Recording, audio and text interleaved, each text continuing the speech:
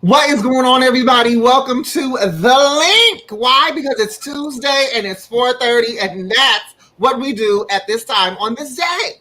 We want to give a shout out to APLA Health and Pyro Media in conjunction with the CDC, who gives us the funds to bring this show to you every week and to do what we do with these beautiful graphics and all of that good stuff. But before we get into all of the good what's popping hot topics, baby, we want to introduce ourselves. I am your boy, Daniel J., your favorite, prevention training specialist here at APLA for the Swab and Chill at-home HIV testing initiative. Kai, why don't you introduce yourself with that beautiful face and curls? Hi. If you might think, oh, Kai's got a new face, because he does. But hi, everyone. I'm Kai Smith. I am program coordinator for our CDC youth-funded programs. So yeah, that's me. Ty, introduce your lovely self. What's up? My name Reggie. What we're not gonna do. That's right. Remove it. I always get kicked out. I'm Ty, your outreach coordinator here at our Baldwin Hills location at APLA Health, and I'm so happy to be here. I feel like I just saw you all, but I missed you all. That's cute. I miss you too. Yeah. Oh, we're right next to each other. I mean, look, it's live television, so I always feel like we have to be honest. So you might see some things moving and changing and things. We just got a new backdrop, okay? We found out that it was too short to cover the span that we needed to cover. And so we're trying to work some things out on the technical side. Look, because I don't play no games. People's like, why they keep switching the windows and stuff? Because we're trying to figure out what works, okay? No, we're trying to do a better experience. What you think, guy? We're trying to bring everyone else a better experience. Let us do this. It's about y'all. We're trying to elevate and we're trying to grow. And my coworker has me in this room where it is 80 degrees and I am having It was really cold when I got in here. Oh my God. We went from Antarctica to the Congo. Like, it's What place would you rather vacation at, though? The Maldives. Okay. What's the temperature like there? I can't. It's surrounded by water, so it's a little cooler than this. So it's wet. We want to get into what's popping. That is our hot topic section of the show, and I want to just start out of the gate. I want to talk about Lil Nas X's SNL performance. Now, we all know that when his single came out, Montero, it threw the internet into a tizzy, okay? Everybody was clutching their pearls. Everybody was gasping for the breath they did not have. Well, honey, he took that, brought a performance to the SNL stage, and I, for one, thought it was absolutely incredible. I thought it was amazing, even all the way down to the ripping of his pants during his pole dancing performance, but his reaction to that was so cute. Did you guys see it? What did you think? I thought it was probably one of the most adorable things ever. I know that he's trying to present this image of being like super duper sexy, super duper in himself, and I get that. But when he split his pants and his eyes got wide and he looked like, did y'all see that? I was like, oh, I love it. It was a great performance. Both of them were actually really, really good too. I think that Montero was really, really dope, seeing, him with his male backup dancers and the guy walks up and licks his neck. I thought that was so sexy. And he has a new song called Sun Goes Down, and it's about him contemplating suicide in grade school because he was gay. So I thought that SNL was like the perfect platform to do both of those things.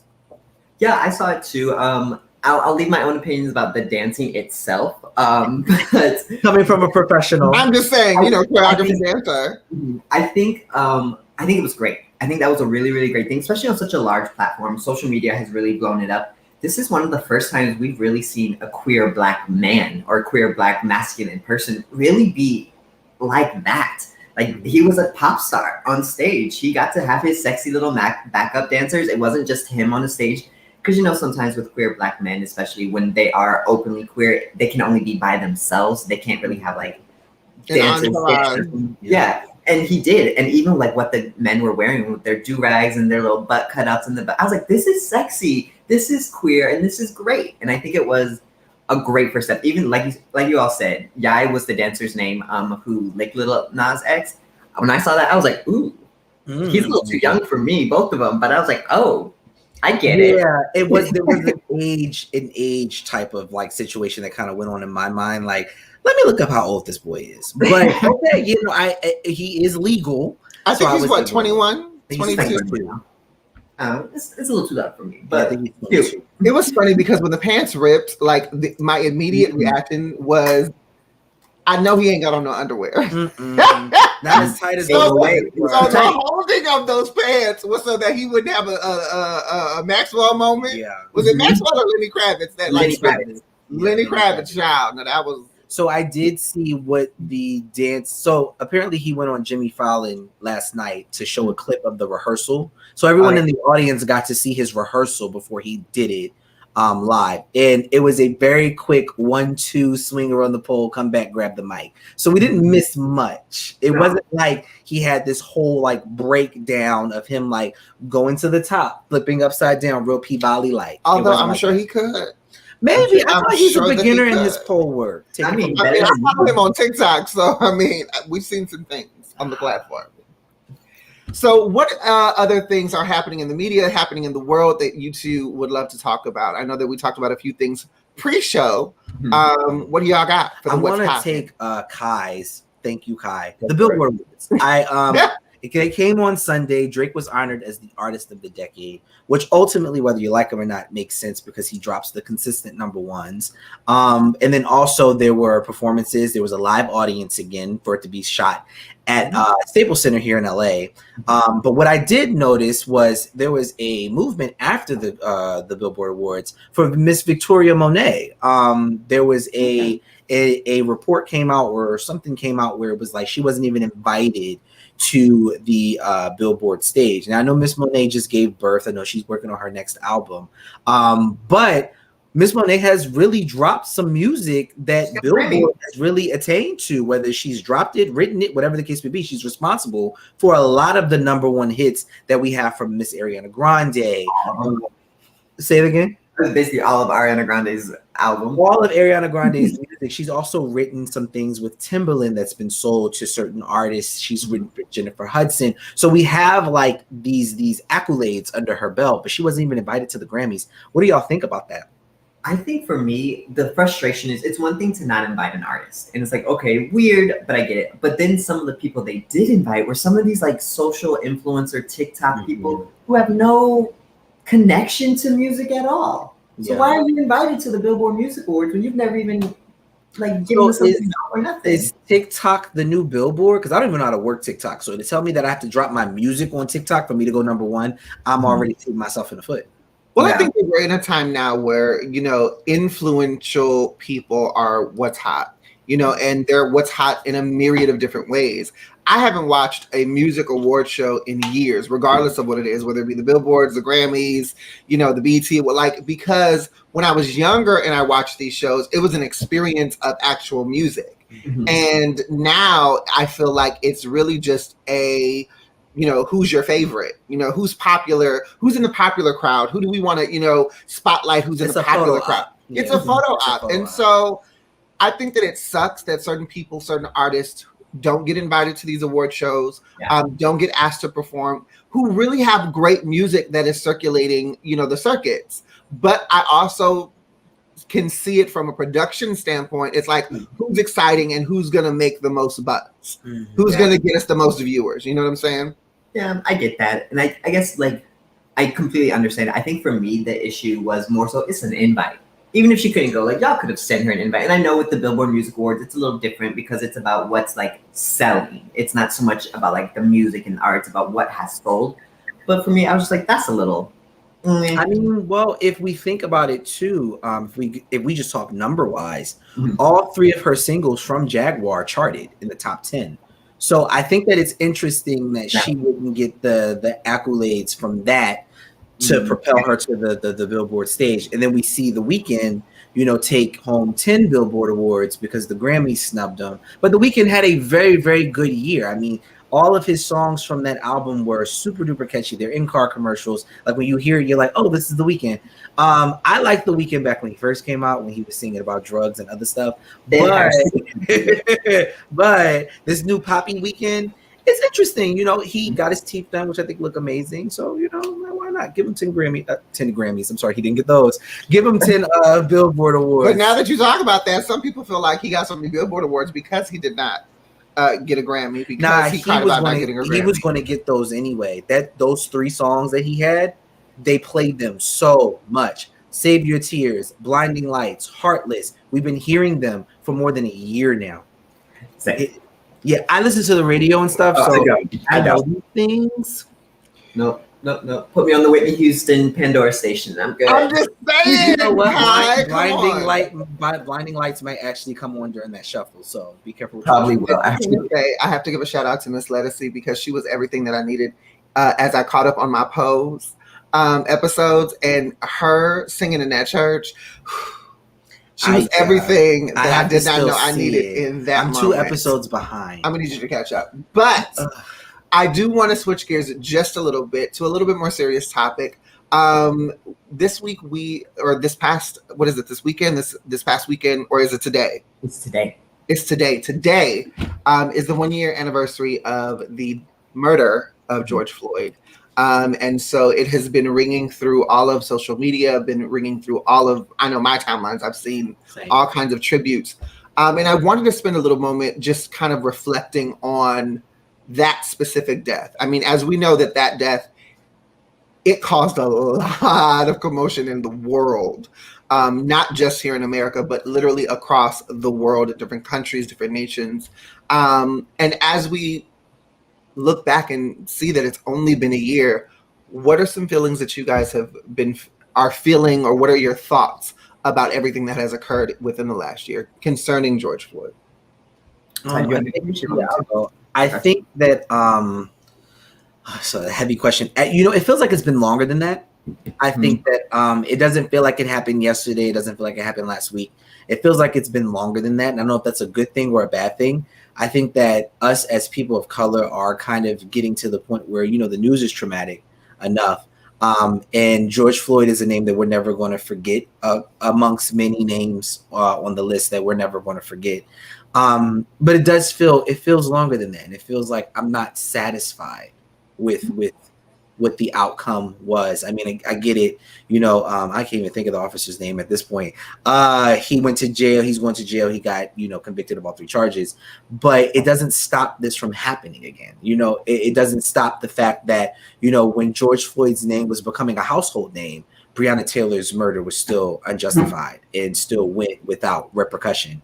So I think that if anything, George Floyd serves as a reminder that the work still needs to be done, and not necessarily on our end. I think that people that are not people of color need to watch these things and see these things and realize we're saying these names for a reason. It's not just something that we're saying just because we have nothing else to do. So I'm there with it. I'm not desensitized. I think that sometimes I hear things on the news and I'm still like, I was about to curse. That's a little messed up, or a lot of messed up.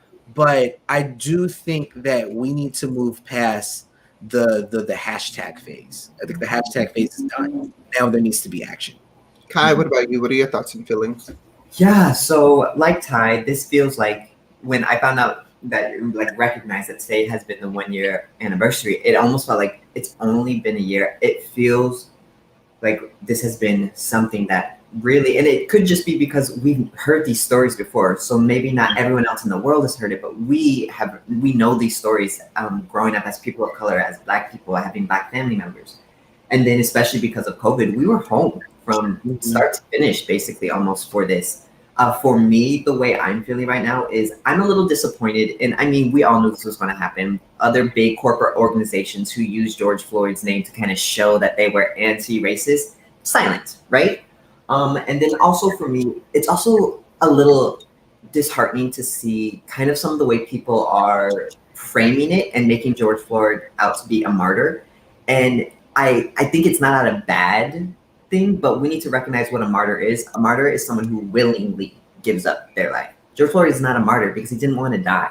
Mm-hmm. And when we talk about this, when we talk about the anniversary of his murder, we have to be clear about it. And I think that's what I'm worried about is as time goes on, we change this kind of perspective, because for better or for worse, we need to be honest about what happened with George Floyd. This was a murder in broad daylight in front of dozens of people.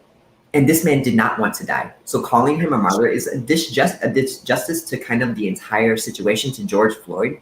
And so for me, that's always been like a little bit of we need to reevaluate. And it's frustrating that we have to explain to people that, no, he didn't willingly give up his life. Like no one is going to willingly give up their life, especially to police violence. So that's where I am. You know, it's a heavy day. It's a heavy day. Changes have been made, but like Ty said, it's not enough, and there's still more that needs to be done. But I will say one positive note is at least we are starting to see. We saw something. It's not covering everything. We still know Breonna Taylor's murderers are still out. There's still everything, and there's so many other police violence cases after that are still not being held accountable. So that's where I'm at. It's a start. I'm definitely using this day to be thankful for my loved ones and making sure I reached out to everyone. But, you know, we'll see what happens next year. Yeah. Well, on such a somber note, I think, well, my feelings are this, and I've said this really since the beginning, after everything, you know, when it happened and the year that we had to traverse in a pandemic. I think that COVID forced people all around America, whether you are of color, whether you're Black specifically, whether you're white, it forced this country to witness the brutality. It forced this country to witness what many of us have already known to be true. People did not have the distraction of their privileges. They didn't have the distraction of their, you know, Bahama trips. They didn't have the distractions of going out and shopping and not being able to, you know, not know. We were all at home. We were all in quarantine, and this had flooded our timelines. And I think that it changed the atmosphere for an entire country, an entire portion of our country, to no longer be able to say, I don't see that happening. You know, the I didn't know excuse is no longer valid. You know that it might have been the first one you have witnessed, but this death and this murder gave validity to so many other events like this one that we in the Black community, in community of color, have been witnessing, unfortunately, probably most of our lives. What I will say is I agree, you know, George Floyd was not a martyr, is not a martyr, should not be called a martyr. And though we publicized George Floyd's death, and it was such a large part of the media, we cannot allow for that to then make us forget or allow us to forget there are a lot of other names on that list. So many. There are a lot of other names on that list. And there are names on that list that are Black women, Black men, Black children. There are names on that list that are intersectioned into the LGBTQIA plus community, are trans women that have been murdered. You know, there are so many names on the list of people that have been murdered in the way that George Floyd was murdered. And so I pray that as the year pushes forward, even with the verdict of the trial, I just pray that we find more people being held accountable and being brought to justice for their actions, you know, and my prayers for peace definitely still go out to the families who are suffering losses like George Floyd's. So I think it's a day to remember, it's a day to reflect, and definitely a day to remind us that there's still a lot more work to do. So let's take a moment, reset, because that was heavy. Yeah. But we are going to move into our main topic. Now, last week, honey, we talked about a lot as it pertains to the porn industry. And of course, our wonderful co-host, Mr. Ty, was critical in bringing that to light and leading that conversation. And today, we're going to kind of go into a part two. It's Freak Twitters and OnlyFans. Too much or not enough? And we're talking about pornography, sex as it pertains to social media.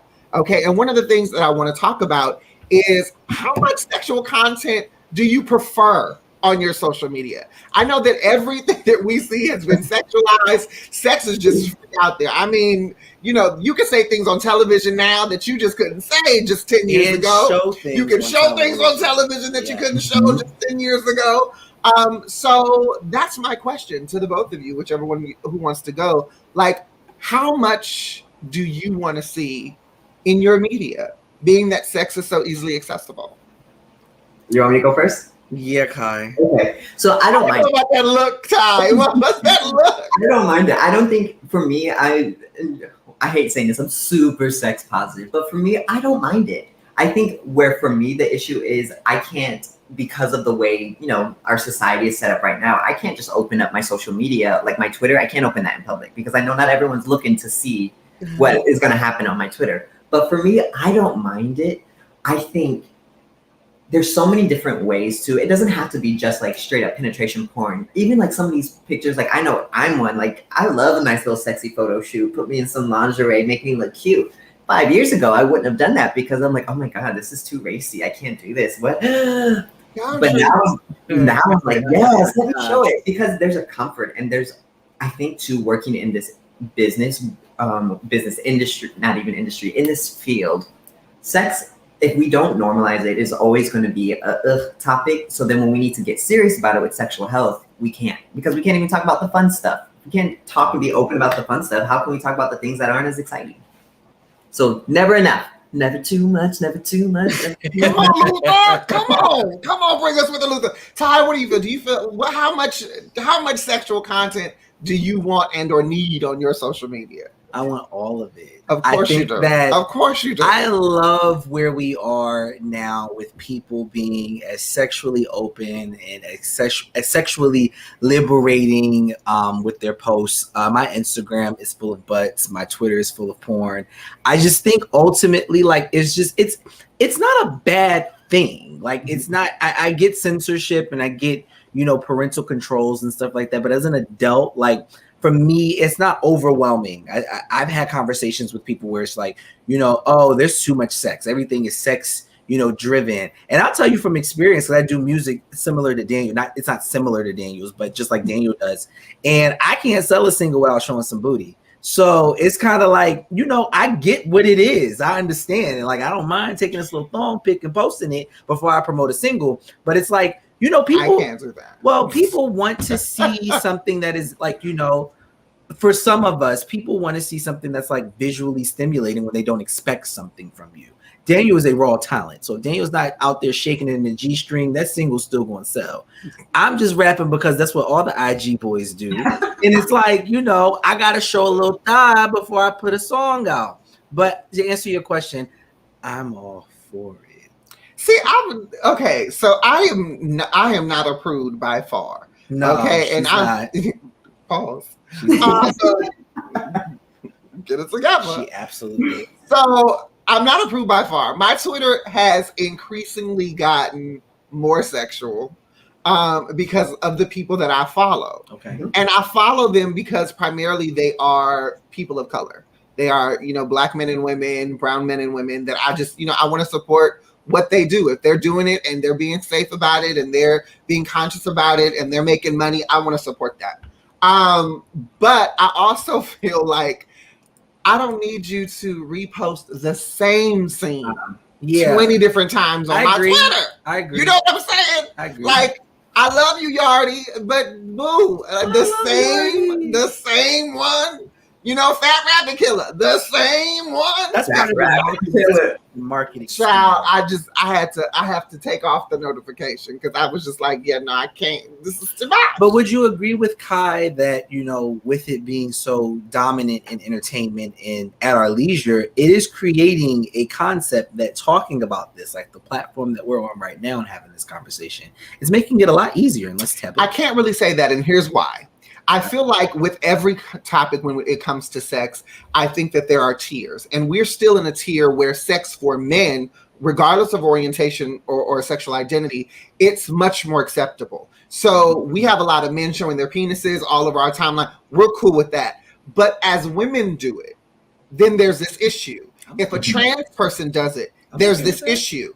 And so although I don't mind it, I am a very open person. You know, we talk about sex all day here at the job. I talk about sex very freely in my personal life, just because I grew up in a very, you know, boundaried environment where we did not talk about that. You know, my mother will be 73 in literally less than 24 hours. Mm-hmm. You know, so she comes from a generation that we didn't talk about that. Like, if I came out of the shower, you make sure that towel is wrapped up. I won't see nothing. You know, so to grow into this space where I'm freely open to talk about it, it's kind of amazing. But at the same time, I think that there is a duplicitous act as it pertains to sex and social media. I think that men get away with a whole lot more than any other community, regardless of their race. Cisgender men. Yeah, cisgender men. I mean, yeah, cisgender men. Cisgender men get away with way more than any other community when it comes to sex. I'll agree with that. And I think And that's white women in porn. Like, I feel like white women are glorified No. more than any other community when it comes to that. And I think that all has, like I was saying, dealing with just slut shaming, right? We like to control women's or feminine bodies for some reason because masculine people believe that they have a right to, and they don't. And for me, what I appreciate, because like you, Daniel, I follow men, I follow women. I love seeing when I get like a sexual, like feminine post. I'm like, yes, girl, you do that. You do that. Like, yeah, enjoy it. Because it is. And I also think this is like one of those, like at home by myself, I've already had like 2 glasses of wine. I'm talking to my partner, Eric, about like whatever's on my mind. We're in this new sexual revolution. And I think it happens like, think of it like the Renaissance. Okay. They wanted to be a part. Fast and the Furious over here, y'all. Is it Vin Diesel? Probably not. Yes. But we're like, I'm thinking, the way I think of it is like after the Black Plague, we saw this new renaissance. So we saw an expansion of art. We saw expansion of like body, like images. You know, we see all the Italian Renaissance, everyone's nude. I think we're kind of in that right now. So you're seeing a lot more sex positive, but I will say something I've been thinking about is we don't talk about sex. We talk about sexuality. We talk about being sexy, but we don't talk about the acts of sex. We talk about, you know, getting off, but we don't talk about how you got off, kind of thing like that. So I think that's a lot of the issues that we see, especially because we want to talk about women being sexy, but they can't actually do anything about it. So, yeah. Here's the thing. This is what I love, and most people might not expect this. So I love to see sex positivity as it pertains to full-figured women, as well as full-figured men. And there is an OnlyFans personality by the name of Dionysus on Twitter, and he is a full-figured, fluffy black man, and I enjoy it. And not because I have any sort of like fetish for it or anything, but because I enjoy seeing natural bodies being made to look beautiful and being normalized, that you are beautiful in the skin that you're in, that you don't have to be, you know, a Kim Kardashian or a Kylie Jenner. Like, you don't have to be that to be considered sexy. Agreed. And so I just be like, when I see a full-figured woman in lingerie and she be posing all, and the rolls and everything just be sitting where they need to be, oh, that just, it flutters my heart in a good space. It flutters my heart in a good space. I think that's a valid point too. You know, people that are not what I guess the norm, The ideal. Yeah, the ideal. Because it's not so much norm. Like, my body is normal. Okay. You know what I'm saying? Like, and I hate when people say the norm. No, it's the ideal. The ideal. I guess it's interesting to see the ideal with people who are not the ideal candidate doing this stuff and living in their sexy, their sexuality, their essence. I think that's Come on, essence. It's awe inspiring. I love it. I follow all kinds of people from beginning to end as it pertains to body types, nationalities, sexual orientations, just because, you know, if you're gonna go on Twitter, you're gonna show it. I want to see it. So do it. Come on, do it. Daniel, with your point too, also age. I've been seeing a lot more older people being openly sexual, and I love it. Like everyone's saying, this idea on sex is when we grew up, a lot of us, the only time we saw sex was when it was super attractive, super young, or like young-ish. I mean, it was, that's what we thought. So even who we thought was having sex. So then all of a sudden someone gets 50 and like, oh, they're not having sex back unless it's Stella got her groove back. That was the only real. No, Kai, they're having sex. They're just having sex with me. Oh, ain't nothing wrong with that. Ain't nothing wrong with that. If you're out there and you're older, hey. But yeah, so I like that too. Is we can see real people doing real things. And that's what I think, why I enjoy it and why I think on social media it's never too much. I do think, obviously, and we kind of, Kai, wow, I called you me. It's okay, we do that. The Bobsy twins. The, like parental controls. Obviously, there's an age thing. You know, we want to have these conversations with people who are younger. But if you're 18, maybe even 21, because I have an issue with OnlyFans being 18 and up, I still think that might be a little young. I still think that's kind of a little murky too. But if you're guideline, so I'm like, I'm like, if they're old enough to buy a pack of cigarettes and smoke away their life. They are old enough for OnlyFans. Well, we don't want them to do that either. We don't want them to do that, but I'm saying, I think that when we talk about age and how young or how old, like it really gets into, I feel like it kind of. I want you to be able to buy a drink before you. For me, I just think of the idea of you can be 18 and still be in high school, which is what I consider a child. You turning 17 to 18, that 1 minute difference does not make you an adult. There's still a lot of processing that still needs to happen. An 18-year-old, I don't care like what anyone says. For me, I didn't become an adult easily until I was like 25, 26. I was still a kid. And that's for me, that's what it is. So when you see people like they just turned 18, all of a sudden they have an OnlyFans, and all of a sudden their OnlyFans is blowing up. My first thought goes to, were we sexualizing someone who was under the age of 18? Like, can we have that conversation? I agree with that. And then also, my question is, where the hell, if you are 18, what the hell are you filming OnlyFans? Because you probably still live with your mama. At your house. And Kwame wrote, but you can be 18 to defend the country Hello. by joining the military. How is that? So, yeah. Kai, if you don't mind, I'm going to share my 2 cents on that as well. I think that the way that that's been set up military-wise is that everyone's been encouraged to defend their country, and they make it like, this is an honor. So at 18, you should be able to decide whether or not you want to defend your country. I think as it pertains to showing your body, having sex, or doing anything for the masses to see, there's not enough life. At least with the military, you're going in and you're learning basic skills that'll help you in combat, that'll help you just in different aspects of life.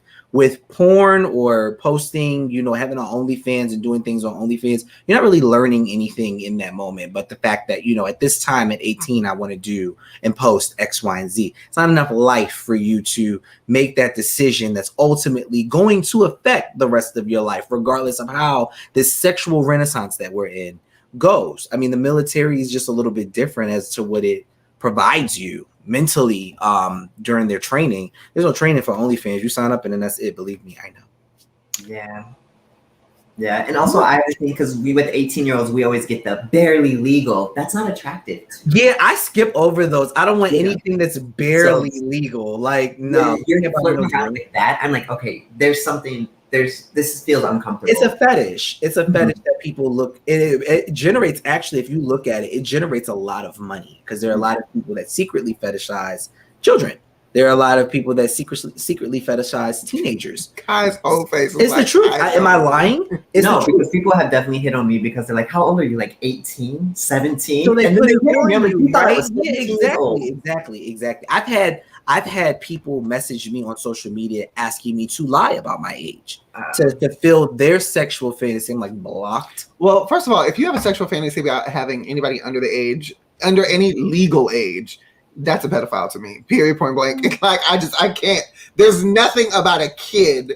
Like I'm not looking at a 16-year-old going like, oh yeah, that 16-year-old. Like nothing about that is attractive to me. So if you, and yes, I'm judging, if you or someone has a young fetish where they enjoy sexual relations with teens, please call your local police department. Please. Yes. You are a mandated reporter. Please, yes. Absolutely. Get that child out of it. We're going to continue this conversation when we get back. It's time for our commercial break. So when we get back, we're going to talk a little bit more about, do you guys believe that we should have multiple social media accounts if we're engaging in sexual activities? And I also want to talk about how has the sexual renaissance, as Ty put it. Kai. You said Kai said it first. I just took it. It's okay. No, one so of us. Sexual renaissance, how has it affected the way that we interact and connect on other levels? So all of that when we come back right after this commercial break. Don't move.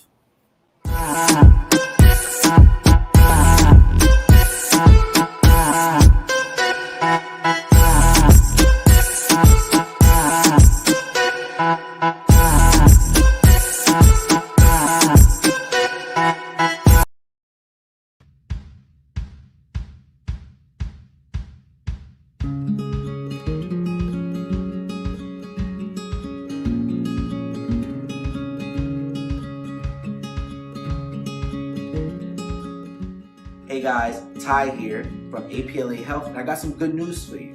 APLA Health is launching our first ever at-home HIV testing initiative. As we battle the global pandemic of COVID-19 and all that it entails, APLA Health is doing what we can to fill the gaps for those who are in need of knowing their status, linking to care, and having safer sex options.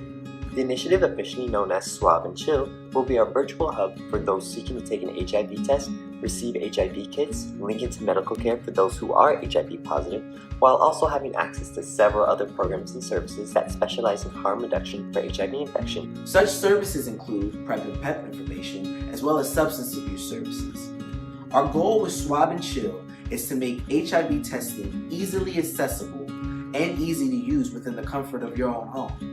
We provide each client with the OraQuick at-home testing kit. This kit is a simple test that is done by orally swabbing the gums and waiting 20 minutes for your results. APLA staff is available to virtually assist you while taking the test, while providing resources and support for those who may test positive. Maybe you already know your status and you're just low on condoms and lube due to accessibility. No problem. We can also send you one of our safer sex kits right to your front door. As we strive to keep our community safer and well informed, your privacy is also a high priority. All packaging will appear from APLA Health.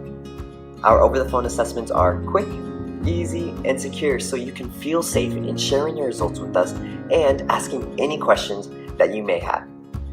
If you or someone that you know is interested in having one of our at-home test kits mailed to you, or you just want more information on what Swab and Chill can provide, please call one of our team members at 323-329-9713, or just email us. Come swab and chill with us. Come swab and chill with us. Come swab and chill with us. Come swab and chill with us. Come swab and chill with us. Come swab and chill with us.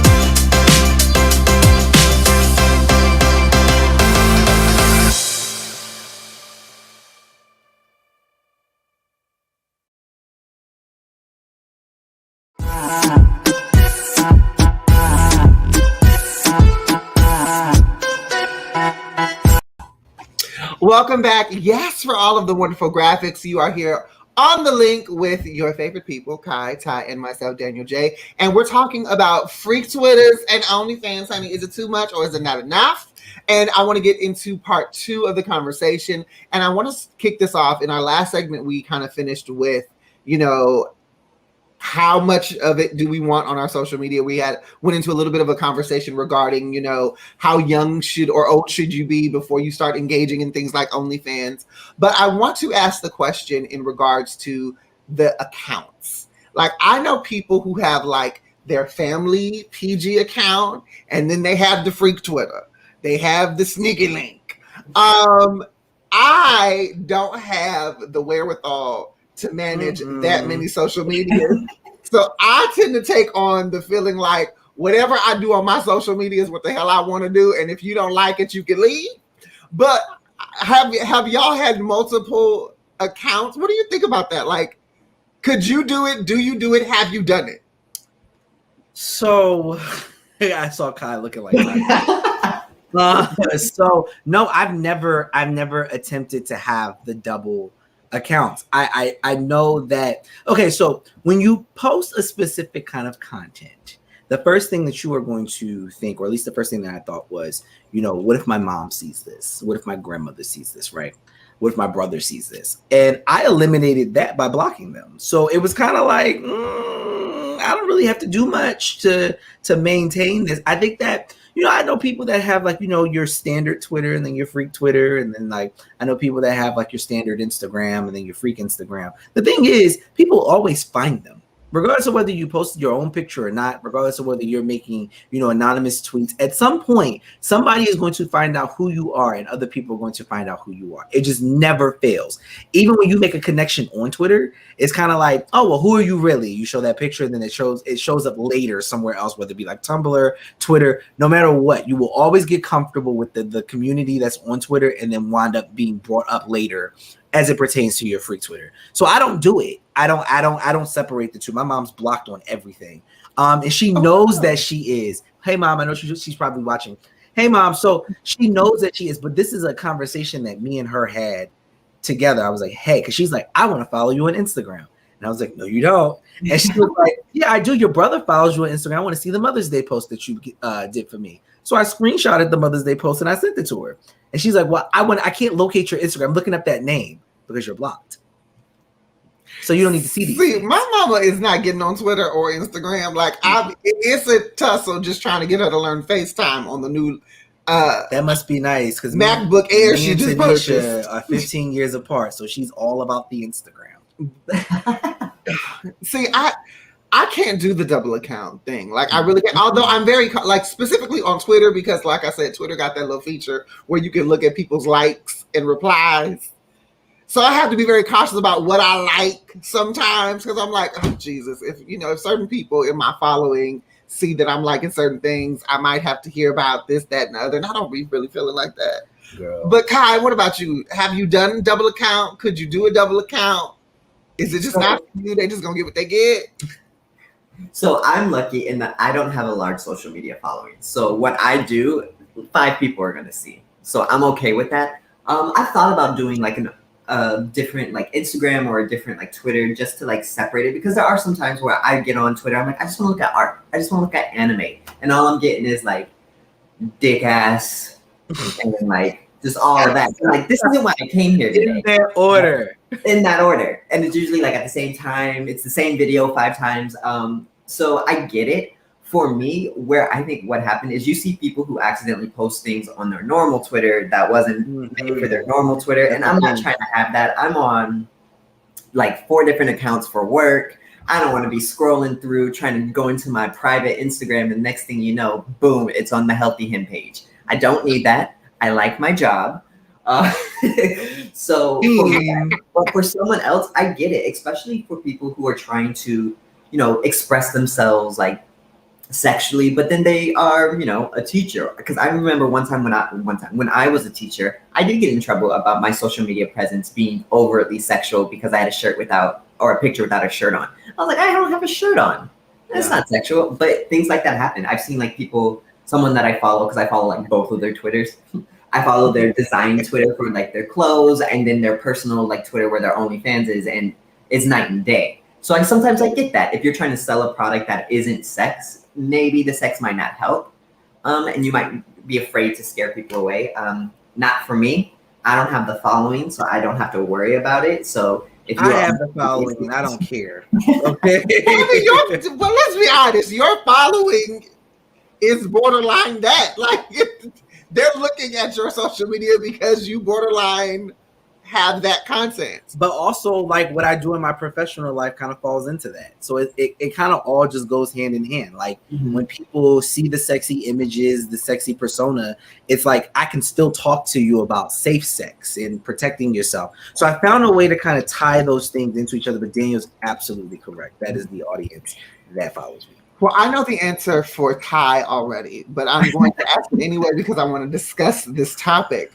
With it being so oversaturated, okay, with it being everywhere, so easily accessible, there are all kinds of different sites and links that you can create one on. You got OnlyFans, you got Sneaky Links, you got 4Fans.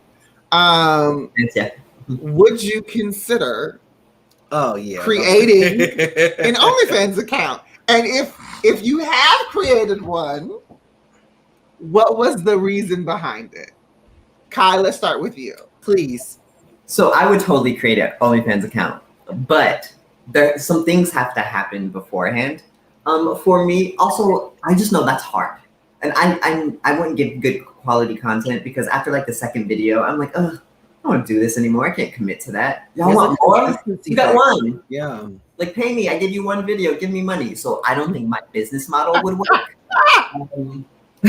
So that's kind of what's keeping me from OnlyFans. And then I also think I don't like taking my picture just in general. So then you're telling me, oh, now you have to be kind of in this really vulnerable position of trying to be sexy. And that's just not where I'm at in my life right now. But if you have my nudes and for some reason you leak them, one, I'm going to sue you. Because I know who all has my nudes. But then I will create an OnlyFans account. But those things must happen first. Child, I wish I knew all the people who have my news. That's a number I cannot count. I mean, that's a number I cannot count. Woo.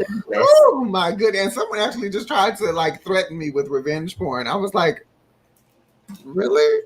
Like, that's a thing? That really? I can't. So Ty, would you consider creating an OnlyFans? I don't have to consider anything. Been there, done that. Okay? We are on the link. We talking about it, so let's talk about it. I initially created the account, though, to follow accounts. I thought that subscribing, you could just do it without an account, but they required you to actually sign up. Then, like, my name was like UL18567. I was like, that's not cute. So then I wound up customizing the name. Then I was like, oh, but I don't want them to think that, like, a creep's following them. So I wound up uploading a picture. Then I was like, but they should know about me. I made a bio. Then after that, I was like, I'm in this. So into it. The bio did it. The bio did it. Once I got a bio, I'm committed. Like, so what happens with that to me is, and I agree 100% with Kai said, it's a consistency factor. Like, you have to consistently get into that mood of taking pictures, uploading those pictures, and then just dealing with whatever the comments are that come with those photos. I will say, I don't regret being on it and making it because it's been very fruitful as far as money wise.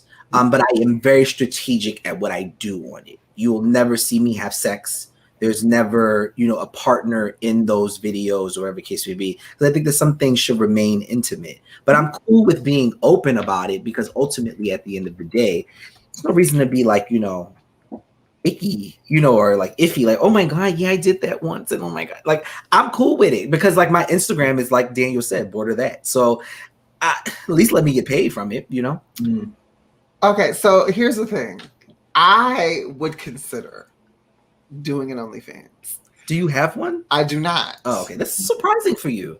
And here's the thing, when and I could be wrong, but when I did my research about OnlyFans really was supposed to be a catch-all for whatever it was that you did. Like if you were a singer, if you were a chef, if you were a personality, you could create an OnlyFans and generate money. I do doing what you love. I do those things, but you do them in lingerie. I do it naked. Got it. Yeah. So the fact that OnlyFans has really morphed into the new Pornhub or the new XTube was really shocking for me. Number one, but I would consider creating one. I would not have sex on it. It would probably be a lot of like photos or really like sexy, tasteful like videos of me doing something in like really cute lingerie. Because in my heart, in another body, in another life, I would have been a pinup girl. So I'm so happy that you said that. I would beat my face, do my hair, put some heels on, some stockings, and pose for I'm people. so happy that you I would said do that because growing up, I used to sneak and look at Playboys. So going into OnlyFans, like I said, no videos of me having sex. That was the idea. I wanted to create a space where I could be as sexy and pinup as I wanted to be without it being on Instagram where people were just like, oh, let me just access this photo that you get, reported for because it's too risque. So I'm glad that you brought that up. That's a good point. Risque. Well, I definitely want to sneak this in here because we are 10 minutes out from ending our show, and I want to do this segment. For those who have OnlyFans, now all of us here on this panel may not have one. Mm-hmm. I just told them the truth. May not have one, but we've seen them. We know that they're out there. We've seen the good ones. We've seen the trashy ones. I want to know collectively the top 5 things not to do if you have an OnlyFans. Ooh. Want me to start? You start. Go ahead, Ty. Okay, number 1. Speaking from experience. Speaking from experience. I'll do the top 5 things that I want to do. Okay. Number 1, I can't have sex on camera. That's an art. And I make like the ugliest faces ever, so you don't want to see that anyway. Two, do not put too much personal information on your OnlyFans. You don't have to link your OnlyFans to everything that you do. I saw a LinkedIn account on someone's OnlyFans. Oh, okay. Like, Get it. I want to get a job too. I was like, okay, but you don't have to do that. You don't have to. Separate, right? 3, do not feel pressured to continuously put out content. Only do it when you feel like it. Only do it when you take a picture and you're like, oh, this is sexy. 4, have consent with yourself. I think that we don't talk about self-consent enough. So often we do things that we urge to do because it's like, oh, well, let me just put it out there, turn my phone over. The fact that you're doing that means that you're uncomfortable with it. You don't know what the response is going to be. So have a conversation with yourself. Like, once this get out, am I okay with my mom seeing this? Am I okay with, my employer seeing this? I don't care. You know what I mean? So it's kind of like, not in a bad way, but it's kind of like I posted it for a reason. And then number 5, have fun. Have fun with it. Share your account with people that you talk to on a daily basis about things that you're promoting in general on OnlyFans. It makes the conversation more relevant. And then also get your coin, make your money. No free memberships. Kai, what are your top 5 things not to do on OnlyFans? So not to do on OnlyFans. So this is for people who are not putting out content. But when you're on OnlyFans, don't go on someone's page to talk bad about them. 1, you paid money to go talk bad about someone. Come on, don't do that. 2, if you see this person out in public, that does not mean you have a right to go up to them and say, hey, let's make a video. Don't do that. Just don't do that. I don't know why I think that's a good idea ever. So don't do that. 3, for people who are recording. And I think OnlyFans is kind of changing it from what I've seen on Twitter. If you're bringing someone out on camera, make sure they know they're on camera.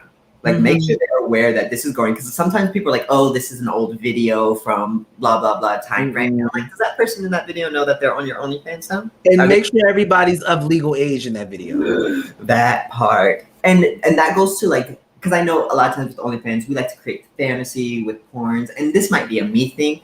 I don't want to see you with your fantasy, like, had sex with my cousin, had sex with my stepbrother, had sex with my dad, my stepdad, or barely legal. It feels to me like that's walking a really weird line. And I know in the queer community right now, we're seeing a lot of that. But you don't have to do that for your OnlyFans. Like, you can just say, I met this stranger on Grindr and we had sex. Just as sexy. It is just as sexy than my stepdad came over for the weekend. Don't do that.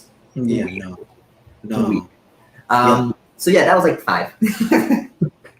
All right, my top 5 things not to do on OnlyFans, and I'm going to be petty with it. Do not get on camera and you ashy, honey. Lotion, butter that body, get you some like it, honey. Make sure the skin is together. Okay, we don't need no ashiness nowhere. Number 2, whatever clothing you are going to have on in your OnlyFans, make sure it's not holy. Okay, make sure it's tasteful. If it's gonna have holes, make sure the holes should be there in the places that they need to be there. We don't want to see the elastic shot in your panties and you on OnlyFans. That's not cute. Number 3, make sure your background is together. Elevate your production quality. Okay, don't be sitting up there with the garbage bag behind you that's full of stuff because you forgot to take out the trash. Clean that room. Clean that room. Number 4, child, make sure that you are home by yourself and your children are not just going to bust in the middle of your OnlyFans and get you all in trouble, okay? Because, yeah, I've seen it. And number 5, do your research. Just because it's easy to access and easy to create, we are in a streaming world and there are laws that you now have to follow and be aware of when you are on streaming platforms, when you're doing any type of digital media. And many people don't know that. They think I can just get an OnlyFans and do what I want to do. But you need to check with your state. Can we do a number 6? What's the number 6? Number 6. Number 6. Come on, shout out to the Get Right. Yeah. If you are recording with others, please take care of your sexual health, regardless. First and foremost, get tested for everything. If you are HIV positive recording, take your meds. If you don't know your status, find out your status. Definitely make sure that you are putting yourself in a predicament where, at least if you're going to look back on these videos, you know that you were taking care of yourself during the process of it. So often people are so in a rush to create content. Ask of your partners for their results. That be open, honest, and intentional about what you are doing, who you are doing it with, and why you are doing it. And if you need a kit that takes 20 minutes to get your results, honey, you can call us at Swab and Chill, and we can send you some. So if you know that you're about to have a partner, if you need to be tested, let us know. Now, we will call you and do a follow-up because we need those results. Yeah. But, So don't be filming while we call you for that follow-up. period. Maybe do it. But I want to thank you guys for having this conversation, for delving into the conversation as it pertains to sexuality, sex, and social media. As we end out this episode, let's give our final thoughts about all of it. Ty, what are your final thoughts? Final thoughts. Do what makes you happy, and always make sure that what's making you happy keeps you healthy. Honey, this promotion has given you just a wisdom that I have not often. Right. Like, what? I'm like, Yes. dad. Oh my God, I love it. Kai, what are your final thoughts? For me is sex shouldn't be shameful. And I think we've grown up and we're in this society and we've been taught that sex is something that's supposed to be private, and it's not. It's celebration of who we are. We're all here because of sex. Legal. So why do we need to like hide it? I mean, there's definitely things like we should make sure if we are posting things, make sure that we're not violating anybody's rights and things like that. But have fun. Post what you want. You live with it. So if you're okay with your mom or anyone else seeing what you're doing online, who cares? Who cares? As long as you're not hurting anybody, breaking any laws, or like Tyson, being unhealthy, do it. Have fun. And my final thoughts are simply this. I wish and hope and pray that we all get to a space where if it's not for us, it's just not for us. But the judgment and the vitriol spewed to others who it is for can cease. And I hope every day that I'm working to be a better person and to be the type of person that can say, you know what, that's cool for you, not for me, no judgment, boom, and we can still go get coffee. So as it's been already iterated, make sure that you are being safe, make sure that you are being aware and conscious. And also as it pertains to your sexual health, it's your sexual health. So that means it's your responsibility.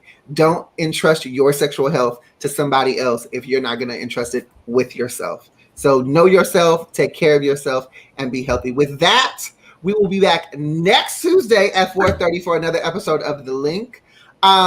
So make sure that you tune in. If you're not following our social media, please follow us on Facebook at the APLA Health Prevention Department page. And you can also follow Healthy Him on Instagram. Once again, Not Twitter. look. Once again, this show has been brought to you by APLA Health and Pyro Media, and definitely the CDC that keeps us funded and able to do this. Until next week, we are your co-hosts. We love y'all. Bye. I want a pink back, bro, next time. I can't. Come on, Pink.